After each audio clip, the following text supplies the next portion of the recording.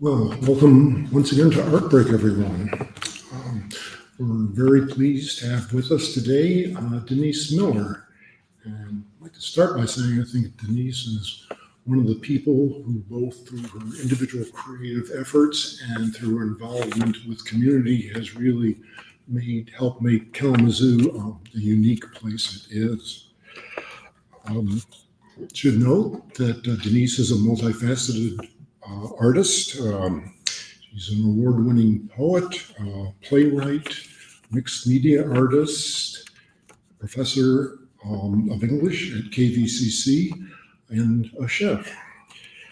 But it's probably for their poetry that most people have come to know her. And her poetry, I think, is particularly timely in this day and age, as I think you will see. Their book, Core, Book of Poems, was nominated for the American Book Award in 2015. And at that occasion, one critic remarked that Denise's poetry merges activism, spirituality, and craft that draws from and reshapes cultural currents.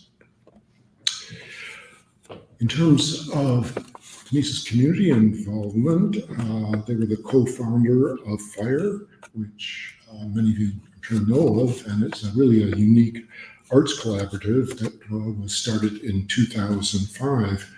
And an important part of FIRE's mission was to foster creative expression for individuals that come from marginalized communities or situations. And to say that now, almost 20 years later, FIRE is alive and well. It's expanded not only its facilities, but its programs. And should note that it has the longest running open mic poetry sessions in the state, which is a small thing. And on a final note, should mention that Denise is also an executive chef. In 2012, opened the vegetarian restaurant Fuel, and did so in a former gas station on Burdick Street. And it became popular for its unique menu and was praised by food critics and drew out-of-town visitors. And so all these things, I think you'll find, begin to kind of relate. Really kind of a part of whole, and are really an expression of Denise's unique vision. So please welcome Denise Miller.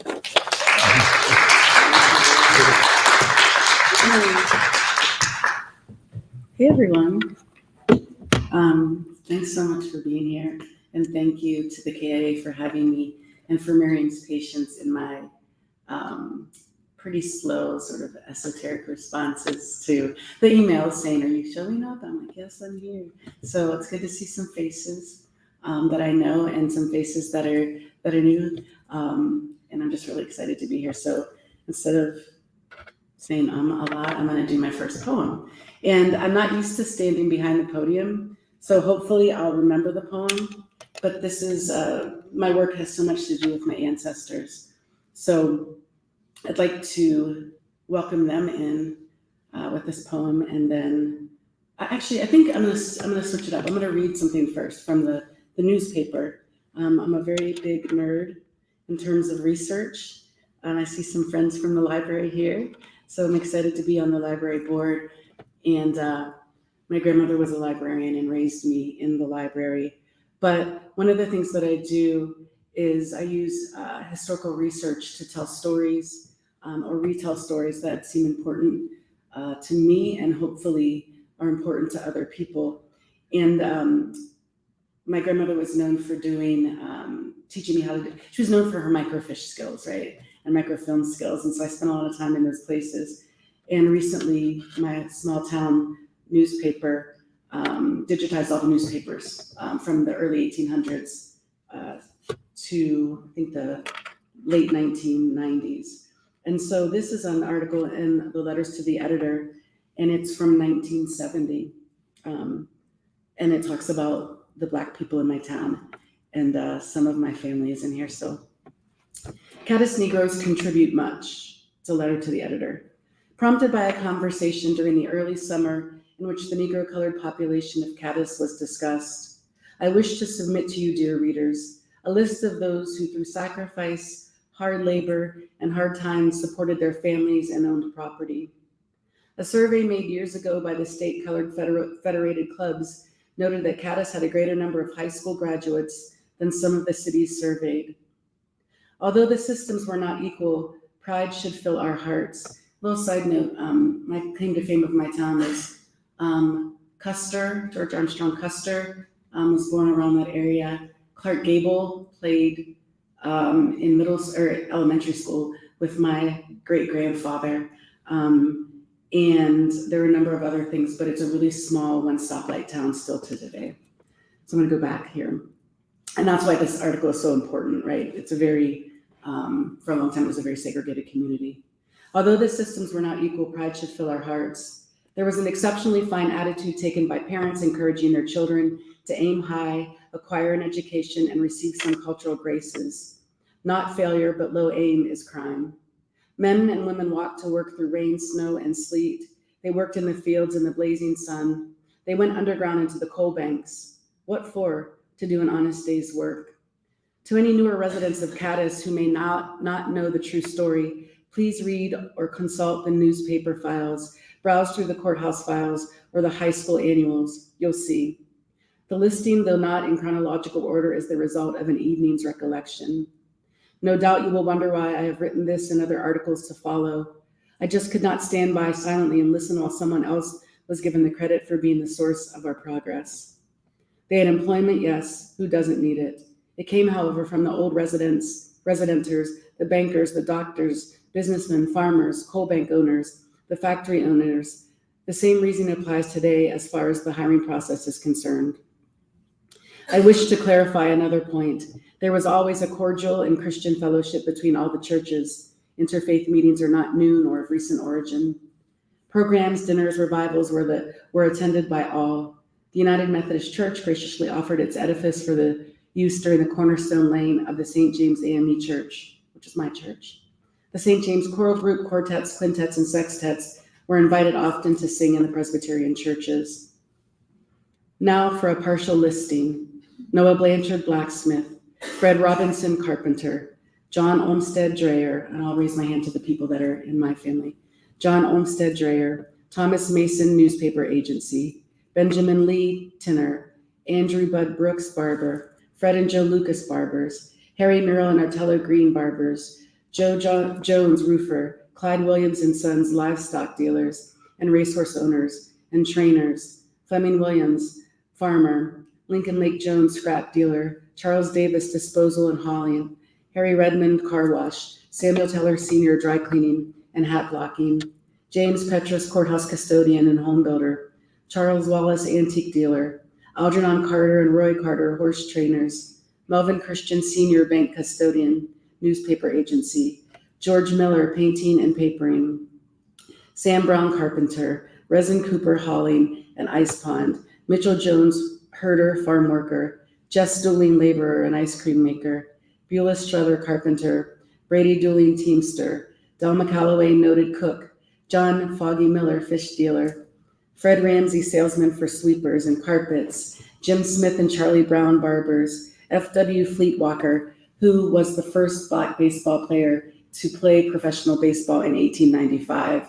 And then because he was so good, segregation happened in baseball because players were getting really angry. So F.W. Fleetwalker, Moses Fleetwood Walker is how he was known as a baseball player.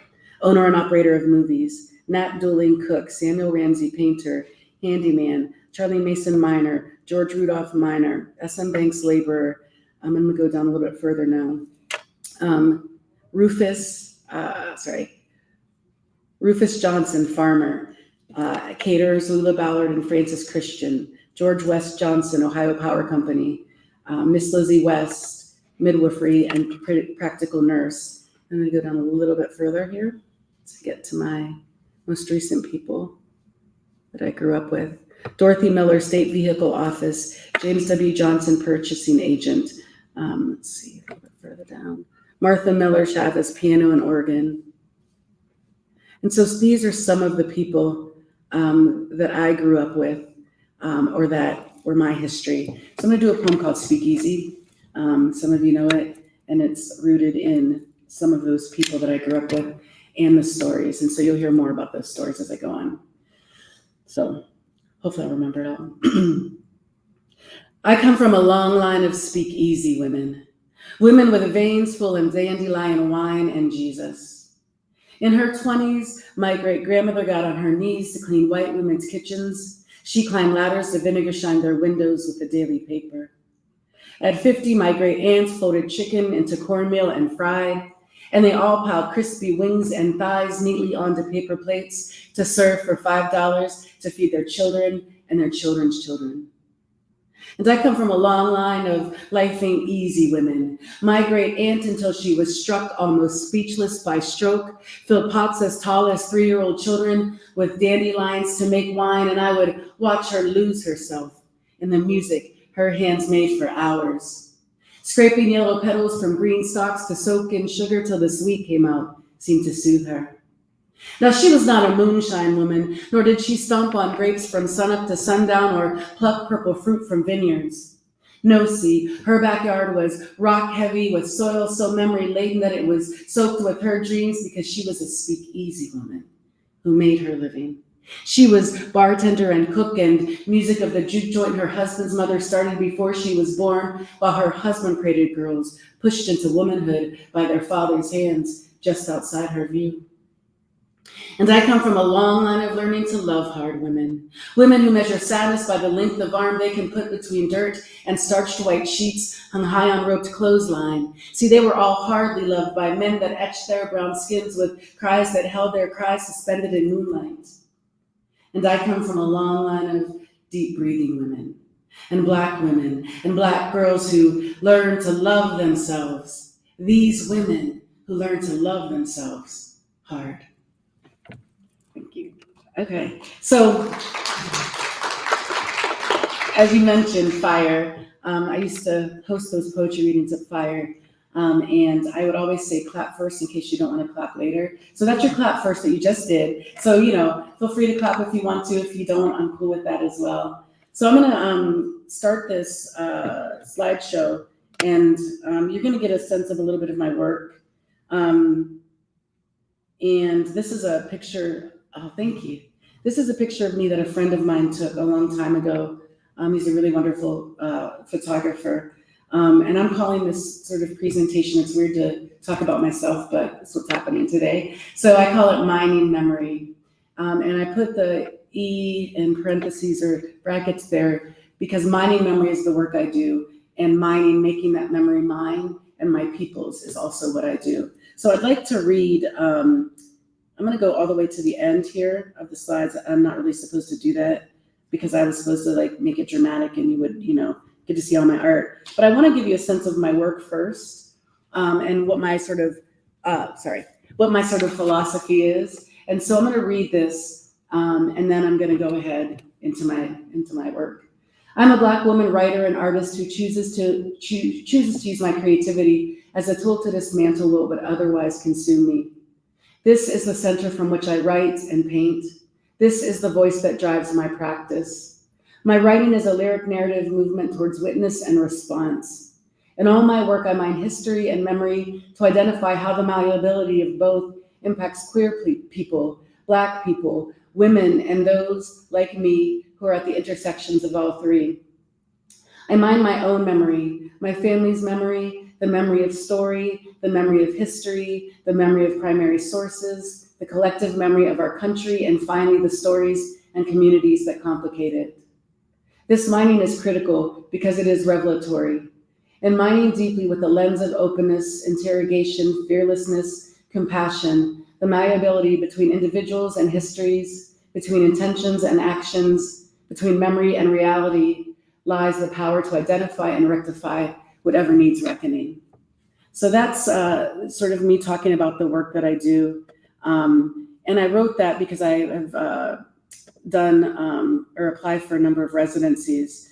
And so that was one of the things I was asked to do. So I got to dig into that work a little bit. These pieces are all from, most of them, I should say, are from a summer writing residency and art residency, mixed media residency in Washington State.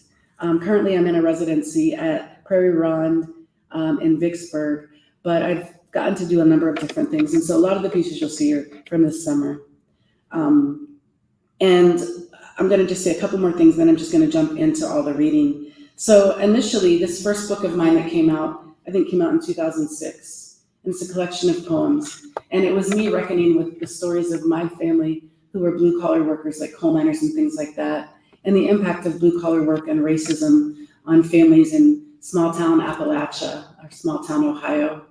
And the poems are persona poems in the voices of the people in my family. So in the voices of some of the people that you have heard about in the poem and in the newspapers. And so in 2006, I started to try to reckon with those stories in the voices of the people that were telling me those stories. And it was my therapy. And then from there, I wrote a couple of other books. Ligature for Black Bodies is one that just came out a couple years ago. And there's another one coming up and some other stuff in between. But I'm writing fiction now, and I'm writing plays. And what I realize is I'm writing those same stories, but differently. In poetry, the poetry is often about a moment for me, capturing a particular event or moment, or a snapshot, right, of a person or a place or a thing. But what I realized in writing fiction this summer was that I was able to take the fiction and animate those people and give them their own agency. I wasn't freezing them in time. For that first collection, I needed to do that to process. But now hopefully with the fiction, I realize the fiction is processing more than the moment, and there's growing and changing in there. So I'm going to read some poems and some fiction that shows you how these themes have evolved for me. So I'll just keep clicking so you'll see the pictures. I imagine these to be some of the characters in my pieces. So just they're up there so you can see the visual work I do, almost all watercolor this summer. So I really had a great time with it. This is the first poem in my book, and this is sort of the situation. This is 2006, and it's called Floors and Fittings. This is the house built on This is the house built on flat of scrap white pine and sycamore, family floored with chisel, chainsaw, hammer. They face the flat of walls, lime plastered and plugged of breath, by sand and water too wet to bet the mortgage on.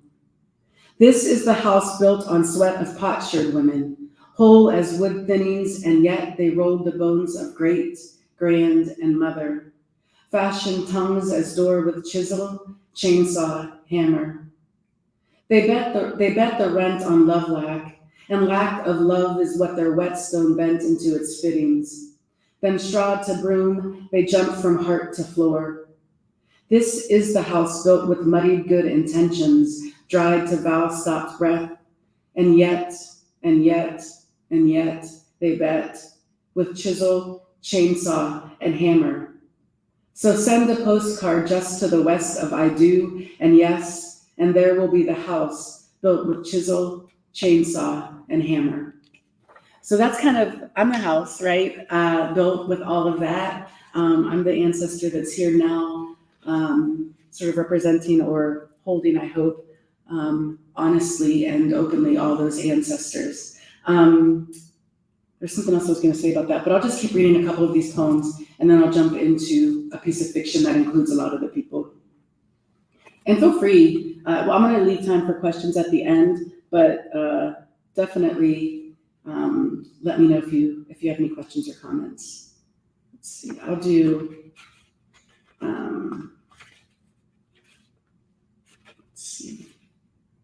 supper. This is my great-grandmother who raised me. She always said that we always asked her where her husband was or where our great-grandfather was. And she's like, he wanted to go to New York and I told him to go on without me. And that was like the last, we didn't ask questions. So this is the poem I imagined from that. Supper. Light streaks across black sky tonight like colored ribbons blown straight by wind. The air's so still, seems the earth forgot to breathe again. I set down the bowl of snap beans I am splitting for tomorrow's supper on the wooden porch slats and watch the night shape your saunter to the bottom step.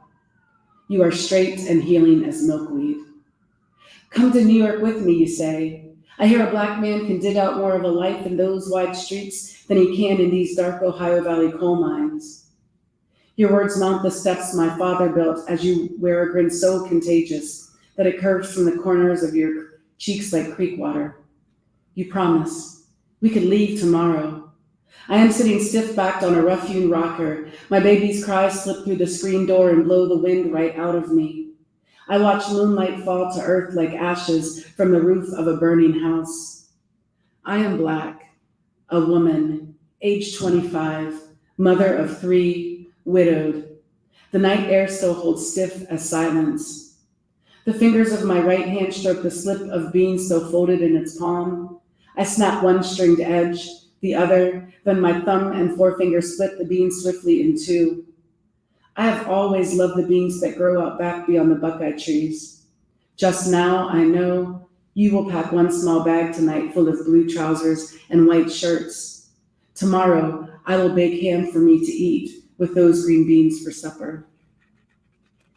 And then I realized I needed to allow space for the men to respond. So this is his response. Leave. We could leave tomorrow. Could slip off alley dust like the slate blue work shirt I skin off mid-threshold every night. Baby, if you are a sassafras tree in flower, I am dandelion all gone to seed. Here, all the life gets blown out of me.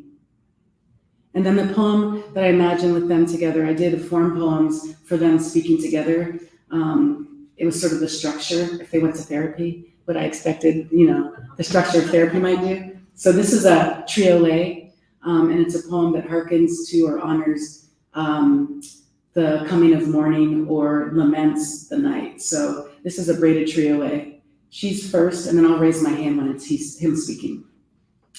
Since the rising points of stars sit sure, there's no need to write ourselves on morning. This slightly southern moon illumines the tips of grass egg white. When I was young, I used to pinch the belly of a firefly, lay its light on my marriage finger, then let it trail my linger into midnight. Now the only breath that feeds me is stirred to wind by the shelled song of cicadas. Baby, each day our risings and settings could be due east or southwest, south of this nowhere. Honey, instead of being cooled by tide, we could make our own light, could sight ourselves in the spark of train to track. You gotta know I can't go back to young, because then all I wanted was to run straight through night to morning. So I'm gonna read a short story. It's pretty short, so sort of bear with me, but you'll get some of these characters in that short story. Actually, I'm gonna do 2 more poems and then I'll do the short story, because the stories are all weaving together. These characters are all becoming all of these people kind of rolled into one. So this is Shutter. This is my grandmother's story. She never liked getting pictures taken. So I'm just gonna skip ahead to some more stuff. Okay, that's another piece. Mixed media, oil, watercolor, and cut paper. And so I'll sort of flip through every so often here. This is her poem from her voice. When my granddaughter strained to snap my picture, I turned my head away so suddenly that the slap of it shapes their smiles into small black O's. There was a time that hours saw me stop in mirrors to see my reflection. That morning saw me slice a perfect charcoal sea under each eye, then slowly trace my smile red. There was a time when my legs were thick with possibility, that I would stop along roadsides to pick cattails and search for my silhouette in sunlight. This is not the first time I've refused to see myself. There was a time before marriage to a man whose fingers held the neck of a whiskey bottle with more gentleness than when they gripped my own throat. A time before 6 boys were born out of me, only to be made in their father's image. A time before cushions cradled the familiar curve of bodies, my husband's at the center of our bed and mine on the couch, that I mark as the first time when I, mirrorless, veiled my face in white lace, then closed the door to my father's house and opened it to my husband's without looking. And then this is my grandfather's response. It wasn't a whiskey bottle's neck I nuzzled. It was the stiff slick of a peony. Just add this to the things she got bottlenecked between what I should have been and could never be. She was word raised while I grazed on auto grease and miner's dust. She bet ABCs into some kind of damn verse. So yeah, I buried XYZs in her throat. See, I was mechanic and she was engine, all piston and ring. And when I oiled her bone and breath, boy, could she sing. And then this is the poem I Imagine Them Together. And it's another braided trio A. Imagine that. So she's speaking first, he's speaking, and then their last two lines are done together.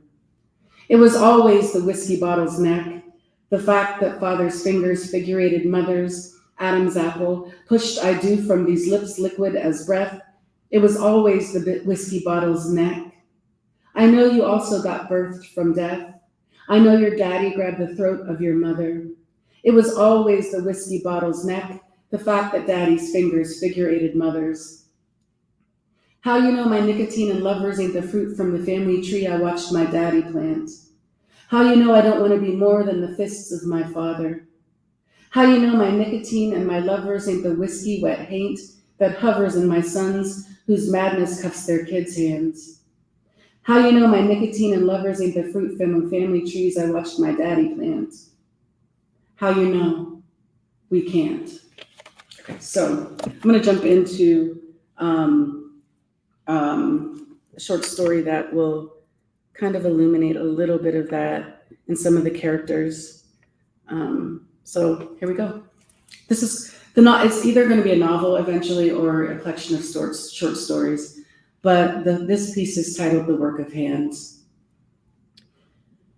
Hayes looked down at his hands laying open palm side up in his lap as he sat on the steps of the front porch. This is to imagine Hayes to be.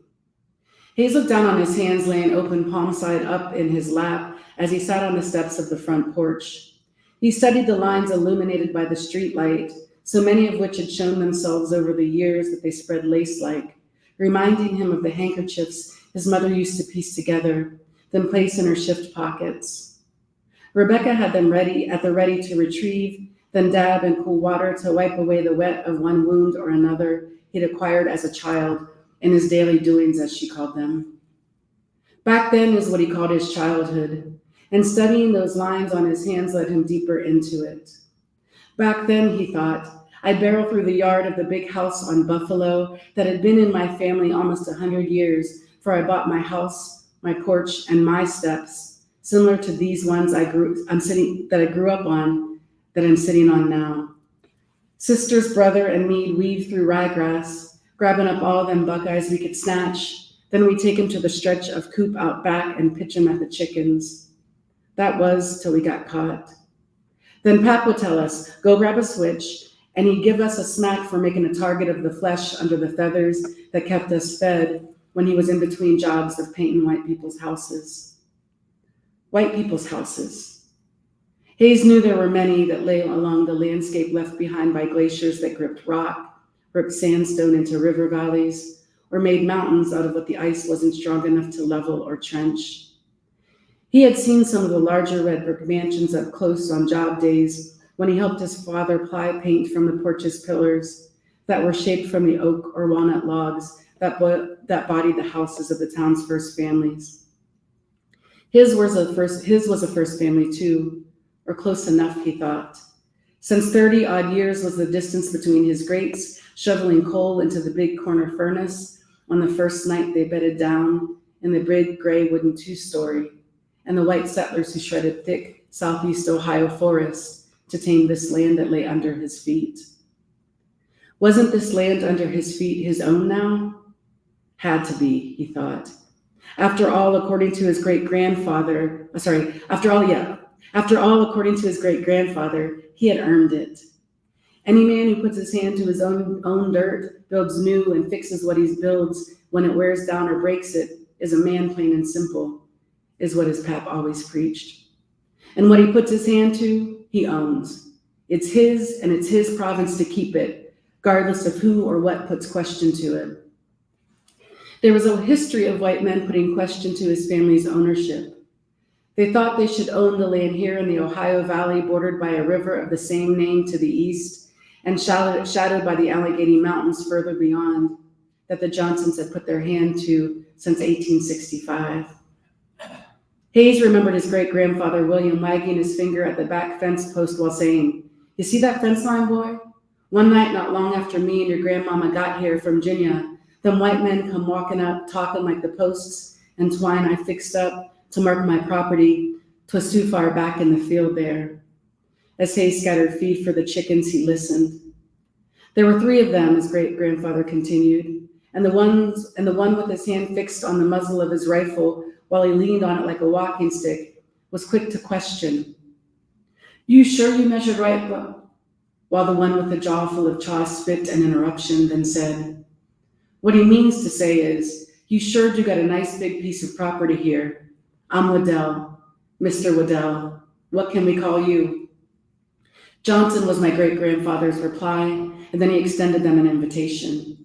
"Would you like a sip of fresh lemonade? 'Spect my Martha finished that batch she was working on by now. Won't take but a minute to get it from the kitchen for you gentlemen." He always smiled when he told Hayes this part. I hurried off where they could answer, because I didn't want him saying no. What I was planning to return with was something I didn't want him to miss. Then he paused before continuing, as much for breath as for emphasis, since he was almost 80 at this first retelling. I came back out, Martha walking in front of me with a jug of lemonade and 3 cups to pour it in. See, I couldn't carry it myself, since when I went back to the house, I went in to grab my rifle. That's what I really wanted to go back to the house for. I couldn't care one straw if they was thirsty or not. I just wanted them to see that I had a gun and aimed to answer their question one way or another. The first answer could be easy for them. They could honor the measure I already laid out. The second way I aimed to answer would be harder for them, if they chose to put question to the first. That answer would be the distance that the bullet had to travel between one of them and the muzzle of the gun I leaned on. Seemed like they stood for a full minute while they took the measure of my rifle, for they refused the lemonade with the tip of their hats, turned on their heels, and never set boots on my land again. My land, Hayes thought as he remembered the rise of his great-grand's chest as it filled with breath and belief each time he said those words. My land. The memory of it continued to swell over and over from the back-then space where he stored the back-then things in his mind, until it moved from mind to mouth, and he breathed his great-grand's "my" into the midnight air. At first his voice came wobbly and without warning, like the gait of a child testing the strength of his legs for the first time. Next, he attempted to try the word on his own, let the M fill his throat like the faraway rumble of a train troubling the next town's air. He hummed again, deeper this time, and the rumble rustled in his chest like the reverberation of July thunder in a summer storm. Try was all he could do since his first unexpected utterance of the word tonight. But he found it hard to set the Y after the M, but not because he puzzled over putting words together. At 9 years old, he had let go of the desire to understand the way letters settled together on a page to make meaning. And as an adult, he worked coal and car engines, so he never had a need to read to feed himself or his family. He knew where the difficulty lay. It lay in his fear, and it was the ownership of a thing that scared him. So to put the M with the Y to Hayes meant to put the M with an I, as in I own this thing or this place, or this thing, this place is mine. That fear he knew came from the back then place, the section of it that he reserved for the things that were too difficult to hold, but also too difficult to let go. Those were the kinds of things that came from his father's tellings and his father's doings, the things that came from George's mouth and hands. His father's mouth. Hayes couldn't quite place it anymore. In fact, he wondered if he ever knew it, since the few times he'd raised his eyes to look George full in the face, his father challenged, "You looking at me, boy? You mean to level your eyes at me? You better be ready to level your fists then. No young buck gonna look me in the eye, especially one I put on this earth." Other times his father would growl, "Look me in the eyes when I'm talking to you, boy. You must not want no respect. Listen to me when I tell you ain't never gonna be a man till you learn to look any man you come across eye to eye. Those were just some of the contradictions that came from his father's mouth, and those ones left no other place for Hayes to focus except on George's hands. His father was tall and thin. His father was a tall, thin man with skin the same color as the instant coffee grounds his mother scooped from the red Folgers can, then stirred into his father's thermos every weekday morning. Before his father grabbed the container and grunted his goodbyes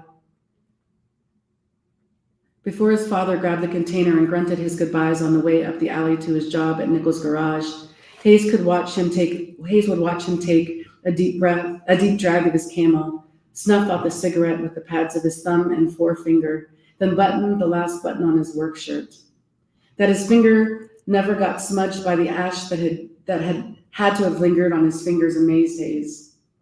All these years later, under this street lamp's glow, he looked down and could see the similarities between his and his father's hands. He shared George's coloring, so his skin was that same Folgers brown. Both men had veins thick as small twigs that spread across their hands' surface. Each also labored under the hoods and bodies of cars, so the grease and oil that shone in the crevice here or there on Hayes' palms stained the whole of his father's hands. When young, that staining enabled Hayes to daydream the grease left on each of his father's fingers lingered long after his father being booked and fingerprinted for beating his mother or for drunken intoxication, both of which George did every weekend. His father never got arrested, though, just fined for loitering, then dropped off at home by a sheriff's deputy.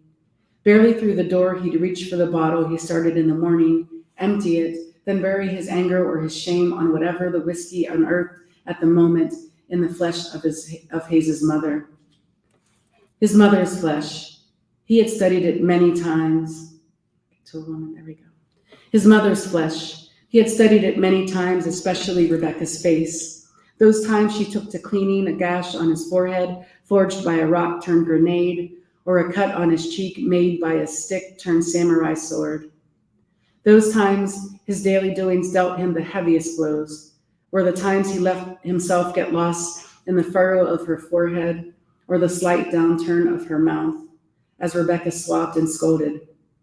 "What am I going to do with you, Hay? Your bones seem to be soft as a sponge, but that head of yours," she'd say as she sucked in breath and tapped his scalp lightly with her forefinger.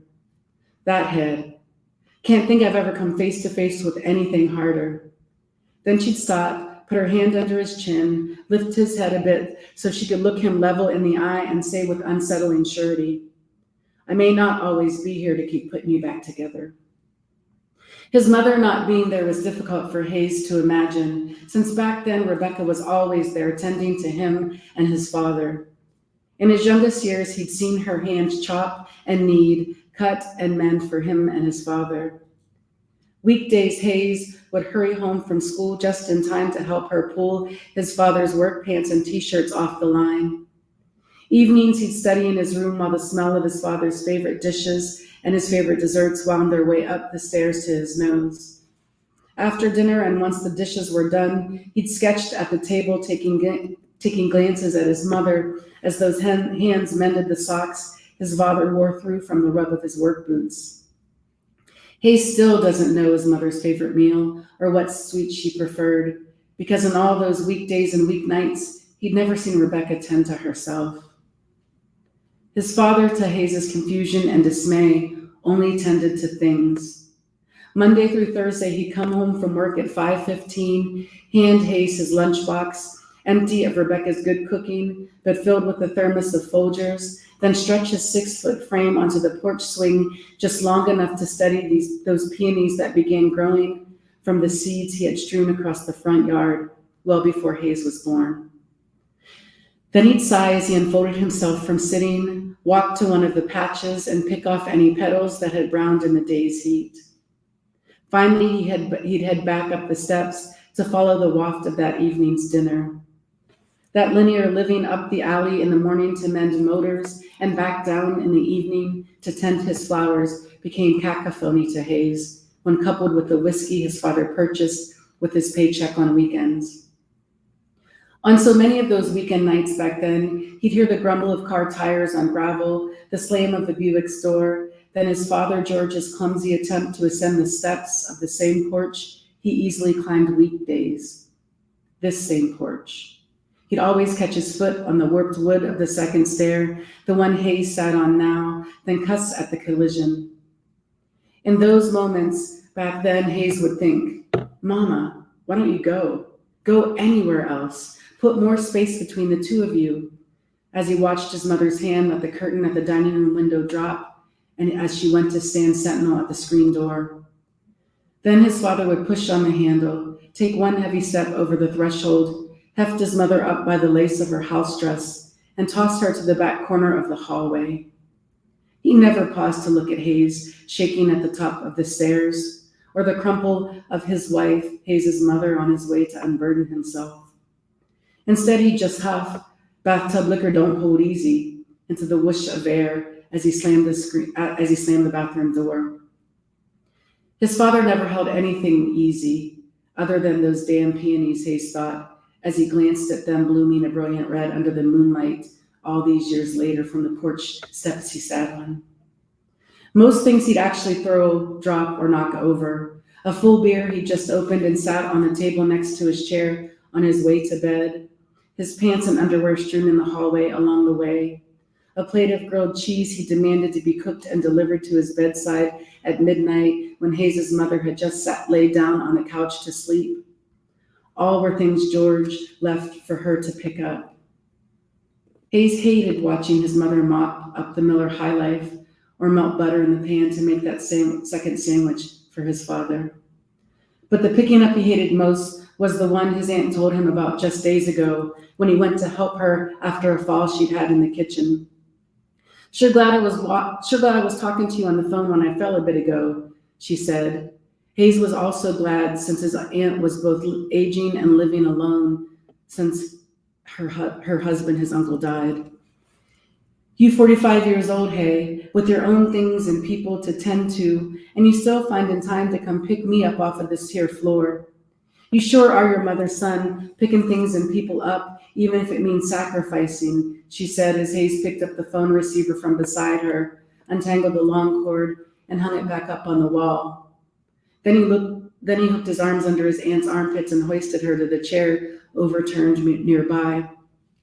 She must have tripped over the phone cord when she tried to grab it, and instead tried to rest a minute but missed the chair in her sitting. I know your mama never would have told you this when she was living, but she had to pick your daddy up off the floor one time. 'Twas the night of that fire. You know, the one when you came to stay over here with your cousins for his 12th birthday? 'Twasn't the kitchen floor, though. 'Twas the living room floor. Hayes nodded as he slowly pulled a chair to sit on from the kitchen table and just as slowly tried to pull the memory from the back there place in his mind. When they came over to stay with me the next day, your mama pulled me to the side after your daddy headed to work. Told me she came home from the grocery store and opened the front door to a smolder in the corner of the living room, and your father laying there face down right close to it. She said she ran over to shake him, see if she could get him up. Well, you know, he was 6 foot something then, and 'twas even bigger. Well, you know, he's 6 foot something now, and 'twas even bigger then. Heads above her, she being barely 5 foot tall. The smolder had started to flame, she said. You know, what carpet back then might as well have been paper for how good it was made. As she took a breath, he thought back to the cigarettes his father lit, left burning in his hand, and then let fall as he fell asleep in his chair. Grab me a cup of coffee, baby, his aunt continued. There's some over there in that pot on the stove. Hayes got to his feet to oblige. Anyway, she got him rolled over and grabbed the can of beer lying on the floor next to him, his aunt said. Hayes remembered the full cans his father would open and knock over before going to bed. Said it must have been God that there was still some beer left in it. So she threw it on his face. So she threw it on his face. He came around, and they got out just in time. So tonight wasn't the first time he passed out and left himself to be picked up, Hayes thought, as he looked at his father face down in the front yard. The police had dropped him off again tonight, hours after hours of loitering. They'd taken to calling Hayes now after they left him swaying on the lawn or leaning drunk on the porch rail. It's because your daddy is older now, may not be able to get himself up in the house safe anymore, the officer who played cabbie for the night would explain into the receiver. And each night he got the call, Hayes would walk the block from his house to his father's to make sure he didn't trip on the second stair again or fall over the threshold. But tonight, when he got there and found his father passed out on the far side of the red peony bush, he paused before picking him up, thought of the fire and his mother, and then moved to sit on these porch stairs instead. The clock on the top of City Hall chimed, pulling him back to what he was called to his father's house to do. That was an hour ago, he realized. So he pushed himself up from the front steps that were dusty with dirt from the day's breeze. He looked over at his father lying there. Someone will find him in the morning, he reasoned, as he dusted off his pants, turned toward the road, and started the block back to his home. So that's my first short story that I wrote, and it's kind of combining a lot of what you read. It also comes from an entry in the newspaper in my hometown. My people were in the newspaper quite a bit. I'm just going to scroll through these pictures as I talk.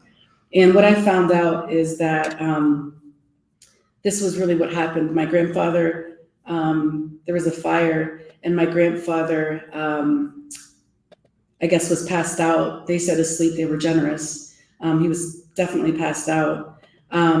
But they said that he was asleep, and my grandmother somehow roused him and got him out. And I always wondered why she didn't leave him there initially, because it was such a hard life that she had with him.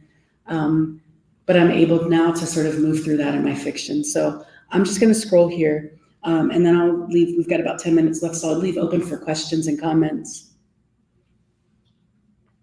Again, watercolor.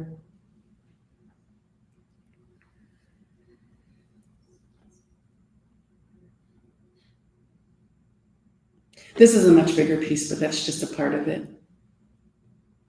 You saw that one.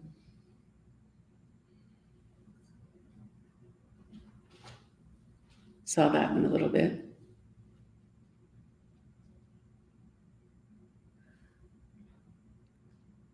Saw that one.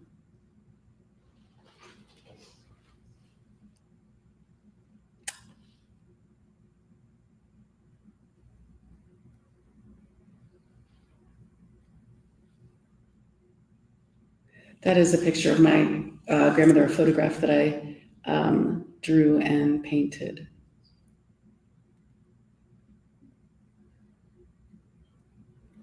All of the other people are what I imagined them sort of to look like, and the characters that are showing up in the other stories. So do you mind turning on the light, or someone? Thank you. So any questions, comments? Yeah, please. Which came first, pictures and stories? The art stealing? Great question.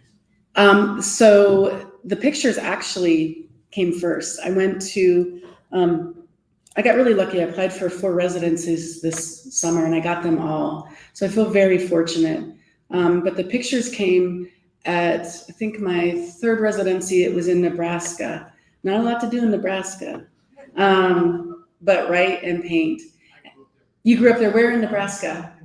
Okay, I was in Nebraska City. Yeah, and it was an amazing residency, and I was surrounded by some wonderful writers, and I got a studio and then my own apartment space, and I ended up painting. No writing really came there, just painting. And so then when I got to Willapa Bay, which was in Washington State, I remember the story started with me just seeing one of the men in the paintings that I did with his hands open sitting on a porch. And the other thing that I did when I was in Nebraska is I did a lot of research. I found out that all these newspapers were digitized. So I spent a lot of time researching. So I've got so much story. There's a historian in my hometown that said, he's a white historian, and he has a lot of information about a lot of things that happened growing up, happened in my area from the 1800s, 1700s on. And my family came there in the early 1800s. on one side of my family. But I remember him saying to me just recently, I have to do a talk at my hometown, so I was meeting with him, that there's not a lot of information about the Black people in my town. And I've been combing the newspapers, and my family was in there a lot, and they're just these little snippets, right? For me, that's a lot of information. The fact that my great-grandfather used to have people over for dinner at his country house. We weren't rich by any means, I didn't think anyway, but he had a house in the country because he was a farmer. And then my great-grandmother, I know the city house because I saw that house, and I spent time in it when I was little, because that's where my great-grandmother lived, and that's the house he gave her. But I never heard city house and country house because we're a township with a little one flashing stoplight, and then it was just flashing. So it's really interesting. All those snippets for me make my family story.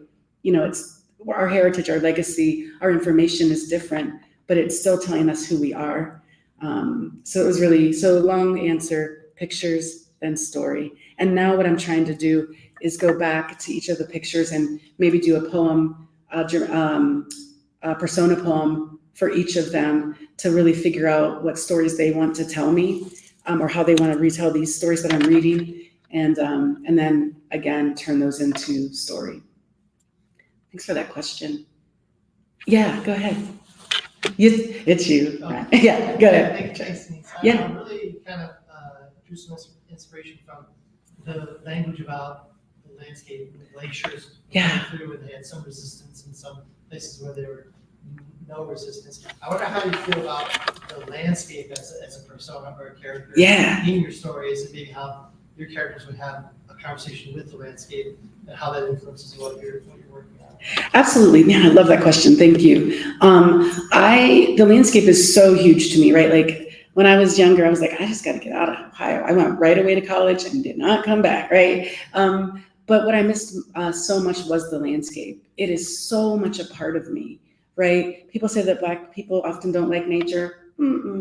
Not true, right? I lived in nature, and I am so connected to it now. And my father is, and my grandfather was, and my stepmom is, and my mother was. And so I think in those moments, I'm still learning how to write fiction.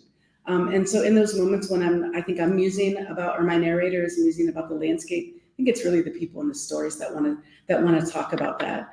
And so one of the things I'm going to experiment with is telling these stories all in first person, as opposed to a separate narrator.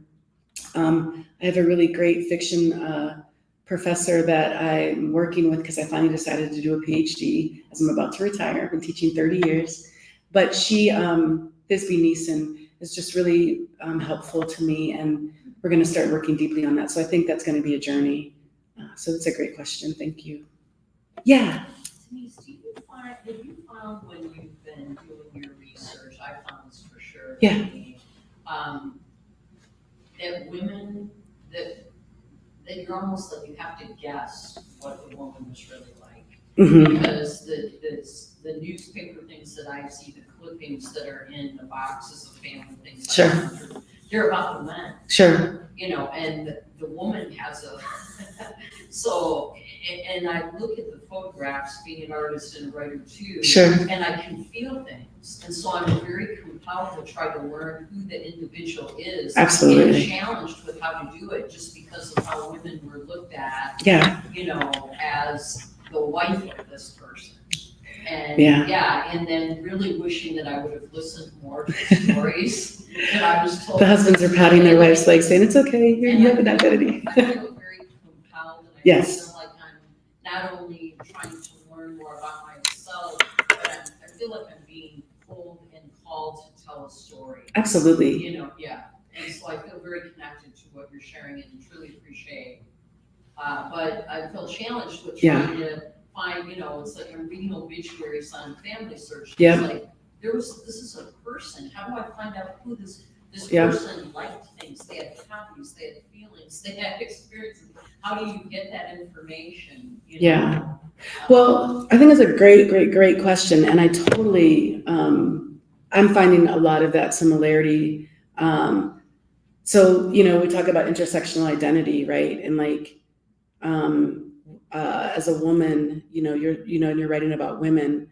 I'm sorry, I'm making an assumption about your identity, but if so, as a woman writing about women, your draw is to tell more of that woman's story, right? And you understand what it means to be a woman in the 1700s, 1800s, the 1900s, heck, the 2000s in so many ways, right? But story, people were Mrs. Hayes Johnson, right? So that identity means that there's some erasure. For me as a Black person, identify, my pronouns are they, them, but my history in this physically female body, and the women's history in their physical female bodies that I grew up with, I've got Black and woman, right? And so there's an extra level of erasure, right? But I'm part of a nonprofit called the Institute of Public Scholarship. It's called it's the ispnow.org. And we're doing some really wonderful work in community, looking at how the humanities change community. And my job as part of that, humanities and the sciences, actually, we're doing a lot of land remediation and housing work and all those kinds of things. But my side of it is, it's called Art of Fact.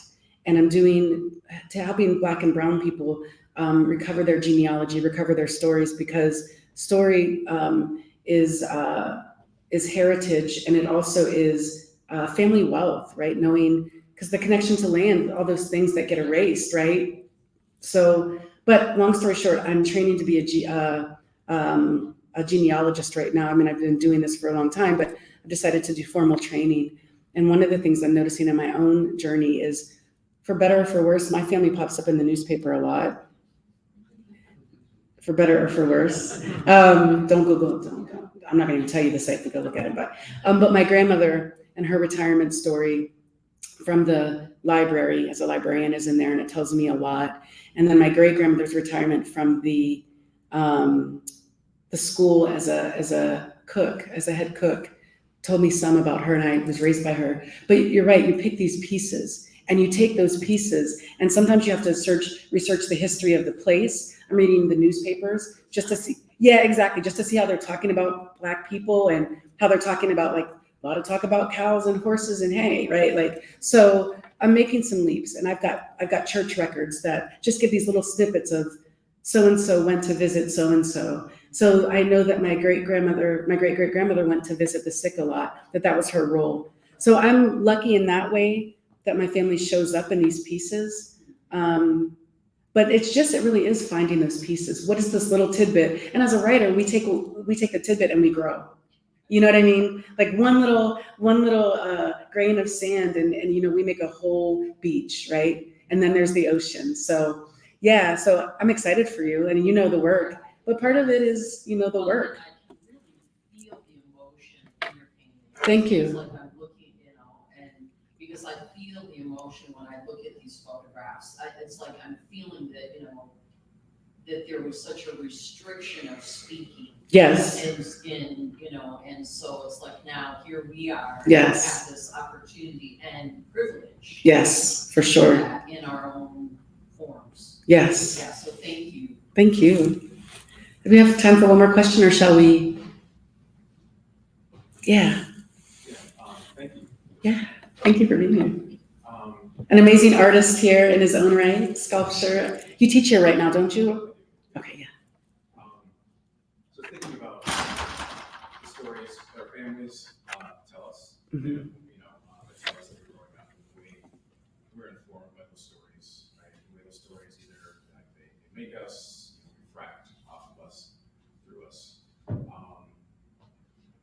and then with distance, and then now you have this remembrance and research and reflection. How has this changed you? Sort of the idea of yourself that was created in that small town, that it's that you went away from, and you back into yourself, and then you back on that. And sometimes there's that contrast between those stories that you were told when you were young and the reality. So Yes. you. So how has that worked through you? It's such a great question, Brent. Thank you. Brent Harris, look him up. Awesome. It's changed me. I almost want to cry, honestly, because it's changed me immensely, right? And there's just been another level of that change. And I think the trajectory of my poems, like me having to figure out how to reckon with those stories. Initially, before I wrote this book, I was writing poems in my own voice about all the stuff that I felt like got dumped on me, and it was still there. And then I was like, okay, so I have to translate this somehow. So those persona poems came, and they gave me another level of another piece. You know, I think about like bringing these pieces of me back to myself through the stories, right? And then I started writing plays and continued to write poetry, but I actually got away from writing poetry about my family because I didn't know how to do it, because I thought, well, I did these persona poems, I don't know what's next, right? But I still was feeling that there was more that I needed. And so I started writing these stories, and you notice in the stories that it's so much about hardship. But now this next piece that's just really starting to come to me in these last few weeks really is the ancestors. I see them showing up. It's so weird. I see them showing up and like standing there and saying, okay, tell my story. I'm ready, you know? And so what I think is happening is I'm removing myself, or this journey is removing me or something. And there's going to be a different kind of telling coming. I'm not sure what it looks like yet, but it's definitely there. So I think it's weird. I'm moving more out of it, but I'm moving more into it and them. And so in that way, moving out of this me and going into this me, you know, like this collective. So I don't know if that, it might be too touchy-feely, but I see you shaking your head because you get it. But okay, cool. Thank you. But that's where I'm at. Well, thank you so much for being here.